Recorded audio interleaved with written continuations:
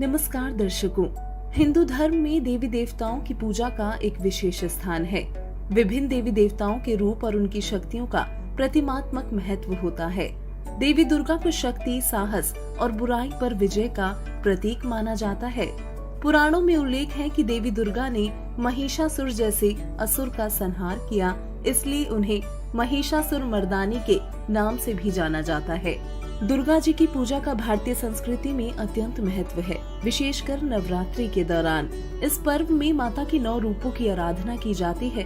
प्रत्येक रूप का विशेष महत्व माना जाता है। नवरात्रि के 8वें दिन को दुर्गा अष्टमी के रूप में मनाया जाता है, जिसमें माता के 8वें स्वरूप की विशेष पूजा होती है। इस प्रकार देवी दुर्गा की पूजा हिंदू धर्म में शक्ति और भक्ति का एक महत्वपूर्ण हिस्सा है। परंतु प्रश्न उठता है कि क्या दुर्गा जी की पूजा करना सही है या नहीं। तो चलिए इस प्रश्न का उत्तर जानने से पहले हम आपको नवरात्रि के इस मौके पर दुर्गा जी से जुड़े कुछ अन्य रहस्यों से रूबरू कराते हैं। दर्शकों, 18 पुराणों में से एक श्रीमद् देवी भागवत यानी देवी पुराण के 3 स्कंद के अध्याय 4 से 5 में उल्लेख मिलता है कि भगवान विष्णु माता दुर्गा की स्तुति करते हुए कहते हैं, तुम शुद्ध स्वरूपा हो, ये सारा संसार तुम्ही से उद्भासित हो रहा है। मैं विष्णु, ब्रह्मा और शंकर, हम सभी तुम्हारी कृपा से ही विद्यमान हैं। हमारा आविर्भाव अर्थात जन्म और तिरोभाव अर्थात मृत्यु हुआ करता है, अर्थात हम तीनों देव नाशवान है। केवल तुम ही नित्य हो, जगत जननी हो, प्रकृति देवी हो। फिर भगवान शंकर बोले, देवी, यदि महाभाग विष्णु तुम्ही से प्रकट हुए हैं, तो उनके बाद उत्पन्न होने वाले ब्रह्मा भी तुम्हारे ही बालक हुए। फिर मैं तमोगुणी लीला करने वाला शंकर क्या तुम्हारी संतान नहीं हुआ? अर्थात मुझे भी उत्पन्न करने वाली तुम ही हो शिवे। संपूर्ण संसार की सृष्टि करने में तुम बड़ी चतुर हो। इस संसार की सृष्टि, स्थिति और संहार में तुम्हारे गुण सदा समृद्ध हैं। उन्हीं तीनों गुणों से उत्पन्न हम ब्रह्मा, विष्णु एवं शंकर नियम अनुसार कार्य में तत्पर रहते हैं।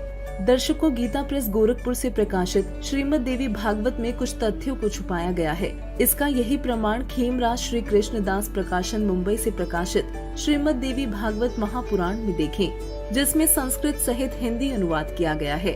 इसके 3 स्कंद के अध्याय 4 श्लोक 42 में विष्णु जी देवी दुर्गा की स्तुति करते हुए कहते हैं, हे मात, ब्रह्मा, मैं तथा शिव तुम्हारे ही प्रभाव से जन्मवान है, नित्य नहीं है, अर्थात हम अविनाशी नहीं हैं। फिर अन्य इंद्रादि दूसरे देवता किस प्रकार नित्य हो सकते हैं? तुम ही अविनाशी हो, प्रकृति तथा सनातनी देवी हो। फिर इसी 3 स्कंद के अध्याय 5 श्लोक 8 में शंकर जी बोले, हे मात, यदि हमारे ऊपर आप दया युक्त हो तो मुझे तमोगुण क्यों बनाया? कमल से उत्पन्न ब्रह्मा को रजोगुण किस लिए बनाया तथा विष्णु को सतोगुण क्यों बनाया? अर्थात जीवों की जन्म मृत्यु रूपी दुष्कर्म में क्यों लगाया?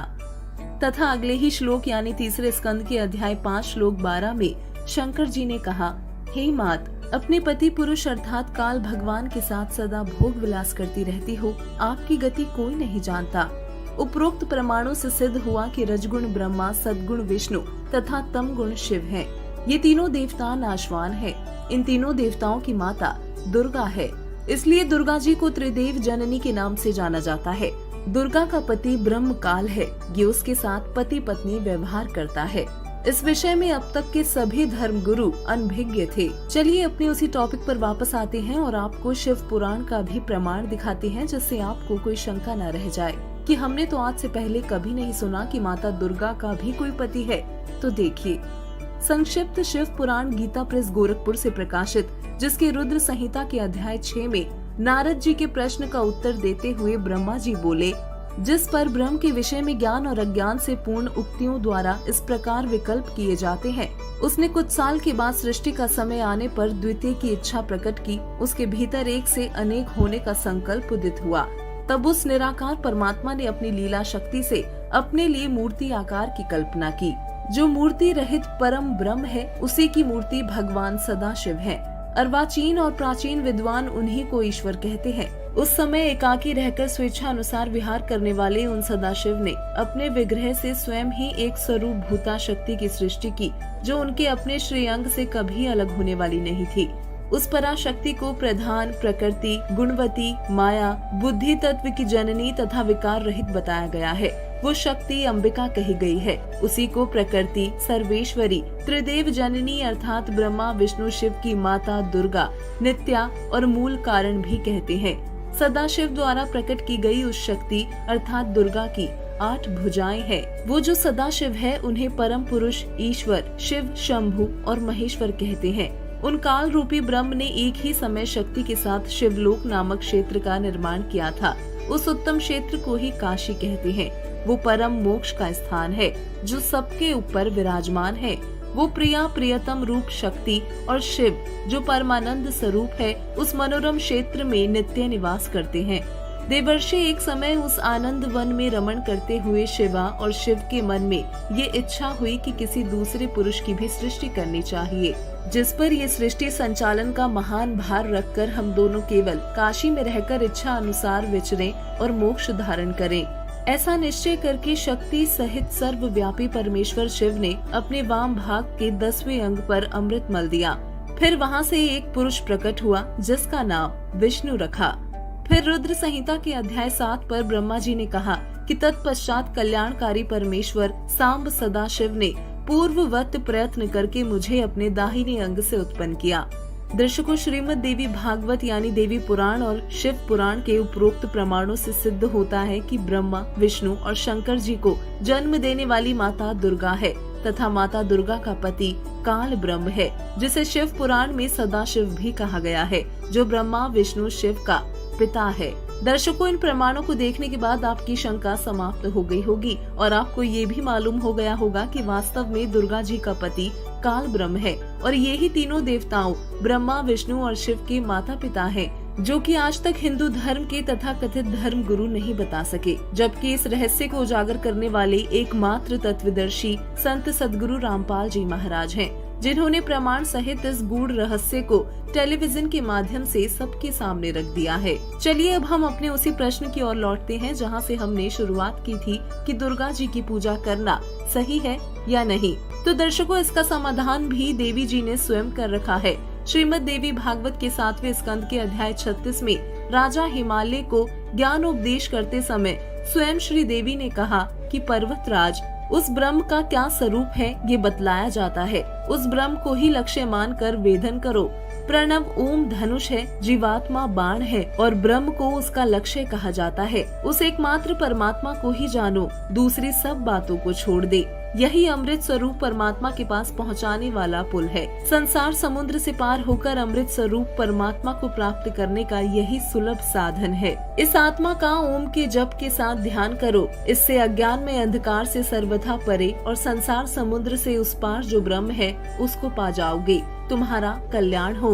वो ये सबका आत्म ब्रह्म ब्रह्मलोक रूप दिव्य आकाश में स्थित है। इससे सिद्ध होता है कि माता दुर्गा ने स्वयं अपनी पूजा के लिए भी मना किया है। वही हमारे पवित्र शास्त्रों में भी कहीं भी माता दुर्गा की पूजा करने का आदेश नहीं है। इसलिए माता दुर्गा की इष्ट रूप में पूजा करना, उनके जागरण करना, नवरात्रि मनाना सही नहीं है।